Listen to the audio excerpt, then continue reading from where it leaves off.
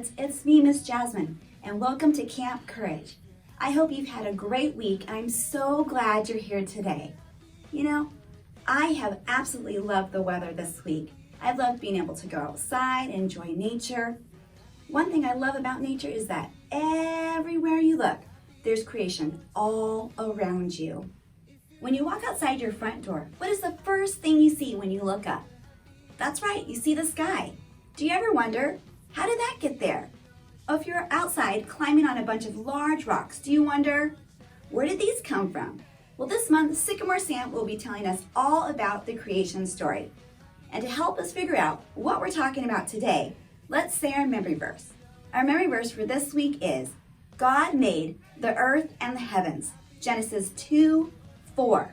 That's right, He made the land and the sky. Let's say that one more time. God made the earth and the heavens, Genesis 2:4. Now let's learn all about the beginning of creation from Sycamore Sam.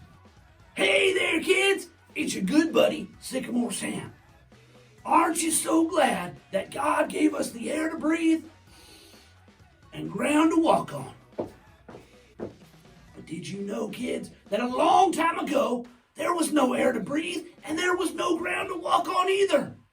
There were no oceans. There were no mountains. There weren't even any deserts. There were no plants. And there weren't any animals either. Well, kids, would you like to hear how God created the sky and the land? Well, get ready, kids, because I'm about to tell you all about it. You see, kids, in the very beginning, God created the heavens and the earth, but everything was still dark. Then God said, "Let there be light." And guess what? There was light. Imagine that, kids. Well, God liked the light that He created. Oh, man. I can't remember, what did God call the light? Oh, that's right, kids. He called the light day, and He called the dark night. Then God put an area between the earth and outer space. It's a place where birds can fly. Do you know what that place is called, kids? That's right, it's called the sky. And God filled the sky with air so that we could breathe. Oh, man. Let's pretend to look up into the sky right now, kids. What do you see? Do you see an airplane flying by? Do you see a balloon floating up into the sky? Maybe you see someone flying a kite. Do you see some clouds? Sometimes clouds, they look like critters, or maybe something else. That one looks like a car, and that one looks like a raccoon. Well, kids, after God created the sky, He looked to the earth. And guess what, kids? It was covered with water. God knew that the people and the animals couldn't live in the water, so He made a place for them to live. God said, "Let dry ground appear." And guess what happened, kids? That's right. Dry ground appeared.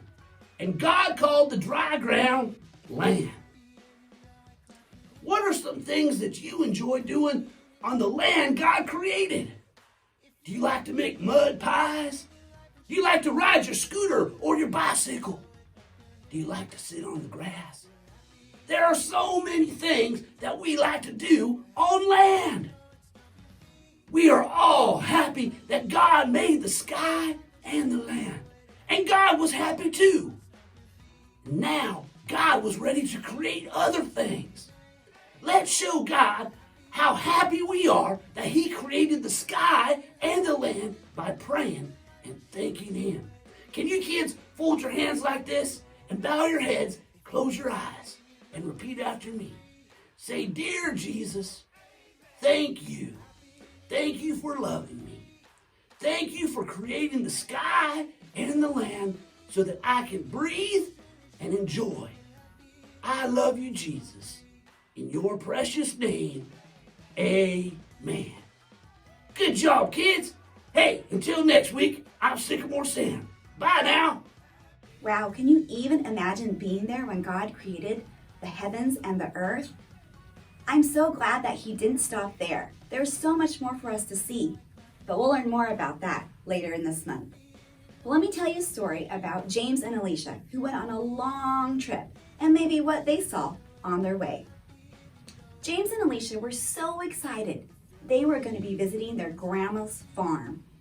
"Daddy, how long is it going to take to get there?" said Alicia.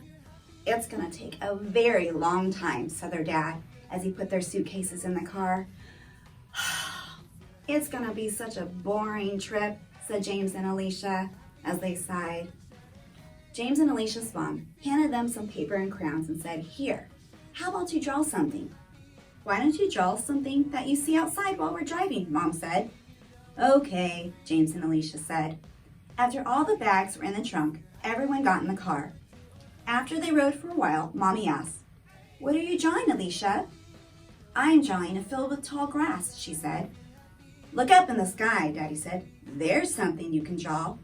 Alicia and James looked out the car window and saw a red, blue, and yellow striped hot air balloon floating among the clouds. "Wow," said Alicia. "That must be a fun way to travel. Look at how high it is." The car drove on, and soon they came to a mountain. The car went up and up and up. "I'm going to draw the mountains," said James. "Look at all of them." Then they came to a bridge. "Look at all the rocks and pretty water," said Alicia.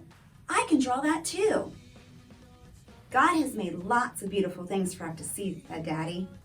Finally, they arrived at Grandma's farm. "Look at the land God made for us to enjoy," Alicia said. "And look at the pretty sky." James pointed to the sunset. "I'm so glad we're here," Alicia said. "Now I can draw lots more pictures of all the pretty things God made for us to enjoy." Hey guys, I hope you liked that story about James and Alicia's long trip. But let's see who was paying attention. What did Alicia and James see up in the sky? Was it a helicopter, an airplane, or a hot air balloon? If you know the answer, shout it out. If you said hot air balloon, you're right, you were paying attention. Second question, what did James and Alicia see on the land? Did they see a grocery store, the mountains and the river, or a bobcat? Again, if you know the answer, shout it out. If you said the mountains and the rivers, you're right. That's what they saw on their long drive to their grandma's house. Now, what can you guys do this week to enjoy God's creation of the land and the sky? Maybe you can go for a walk with your parents or ride your bike along the sidewalk. Whatever it is, you choose, but just be thankful for all the creation around you and enjoy the land and the sky that God made for you and I.